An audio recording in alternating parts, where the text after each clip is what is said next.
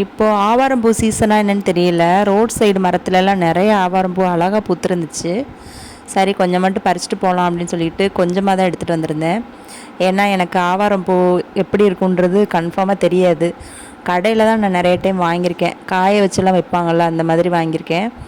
நேரடியாக நான் பறித்தது கிடையாது. அதனால் கொஞ்சமாக பறிச்சுட்டு வந்துட்டு ஃபஸ்ட்டு இது ஆவாரம்பூ தானா அப்படின்னு சொல்லிட்டு கன்ஃபார்ம் பண்ணிட்டேன். அதுக்கப்புறம் அந்த பூவெல்லாம் க்ளீன் பண்ணி எடுத்தாச்சு. இந்த பூ பாருங்கள் எவ்வளோ சூப்பராக அப்படி தங்க கலரில் அழகாக இருக்குதுன்னு பார்த்துக்கோங்க. இது வந்து கண்டிப்பாக நம்ம ஃபேஷியல் பண்ணுறோம், இல்லைன்னா நம்ம இந்த டீலாம் வச்சு குடித்தோன்னா ரொம்ப நல்லதுன்னு சொல்லுவாங்க உடம்புக்கு.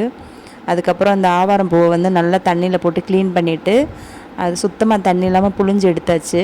எடுத்துட்டு ஒரு சின்ன மிக்ஸி ஜாரில் சேர்த்துட்டு அப்புறம் அது கூட பச்சை பசும்பால் எடுத்து வச்சுருக்கேன், அது கொஞ்சமாக சேர்த்து நைஸாக அரைச்சிக்கிற போகிறேன். அரைச்சிட்டு இப்போ இது கூட கொஞ்சமாக மஞ்சள் தூள் சேர்த்து நம்ம ஃபேஷியல் மாதிரி யூஸ் பண்ணிக்கலாம்.